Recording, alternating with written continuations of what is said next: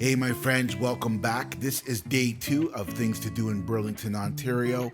Sure, Burlington is the perfect day trip from Toronto, but you can easily spend a weekend here. So my brother and I are just about to head out and show you what we've discovered. But before we get started, don't forget to like the video, subscribe to my channel, and click the little bell to be notified of new videos. Good morning. We are at Crawford Lake here. It's a perfect way to start the morning. We're doing a little hike around the lake. I love this little boardwalk thing. It's actually quite cool. So this is a quick little walk around the lake here. It's about 30-minute walk, probably about a kilometer, but we'll do a little bit more just to add a little bit more so you can pretend like we're healthy. After eating that massive dinner, we definitely need to walk off some of the calories from last night. This is pretty cool. And there's lots of little indigenous things around here, like sculptures made out of wood, which are absolutely beautiful. But unfortunately it's raining, so what are you gonna do?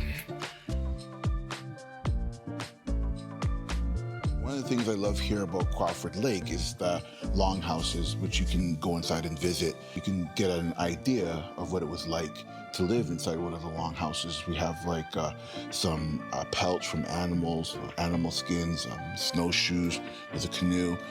It's a very cool thing to see. Some of their herbs and whatnot that they would use to make their food and their stews, and you have fire pits on the floor here to cook things in some of their pots. It's very, very, very interesting. Stop number 2 is lunch at Lowville Bistro. You can choose from an array of menu items. 70% of the customers are locals. Everything is absolutely delicious and family owned. Judy is the owner. Robert is the manager, and daughter Mackenzie Small is not just a fantastic server, but she is also a talented up-and-coming actress and singer.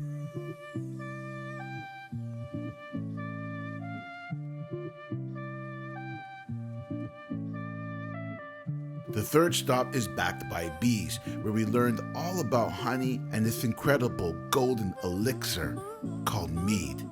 You guys are actually probably sitting around like 1.5, 2 million bees right now in those colonies. So like that bottom box is where the queen and all the eggs and the larvae are. Mm-hmm. And then you can see on most of them, in between that bottom box and the next one, there's a metal grate or something like that. So that's exactly what it is. So it's a metal grate, and then it excludes all the queen bee. She can't get through it. Mm-hmm. So because the queen can't get through it, there's no eggs and larvae above. So then all those boxes are honey. Off of this yard here, I mean, we can easily produce 2 tons of honey. So instead of getting into sugarcane production or beetroot or any other kind of sugar productions where you need huge acreage, like I think why meat has also become more and more popular is just it's super sustainable. Like not only are we able to harvest an agricultural product without any sort of stress or whatnot, so that I say animal, insect, right, that sort of thing. They're actually even providing a benefit in pollinating, right? So we're hoping to start running. So we have done like school tours and whatnot, but we run tours here to kind of get people to actually know what bees do.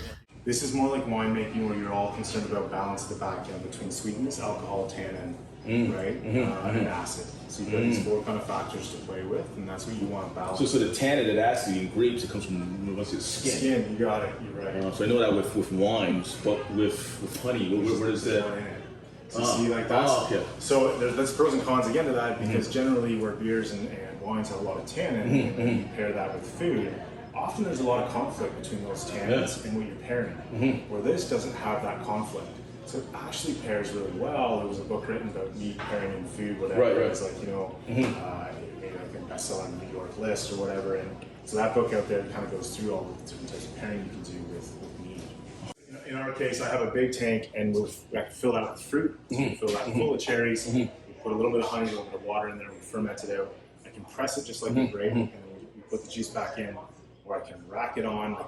Again, there's a million ways to make the product. And then in the last tank here, we carbonate. So when I want to make a product more like a beer or cider that's carbonated, we'll carbonate it up, keg it off, and then it can go into draft. Or we work with a small brewery here.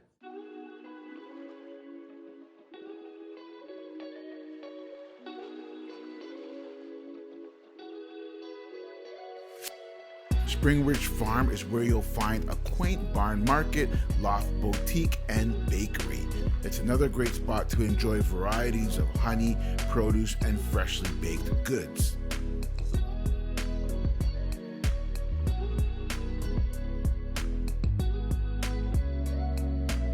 One of the best pizzerias in town that offers a variety of classic toppings like pepperoni or basil, or swap them out for a new experience like wild mushroom and goat's cheese, fresh out of their stone oven.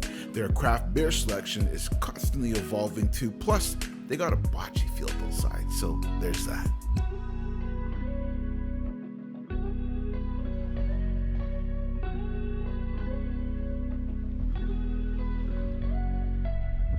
That's it for day 2, my friends. Don't forget to like the video, subscribe to my channel, and click the little bell to be notified of new videos. Thanks again for watching. I'll catch you in the next one. Cheers.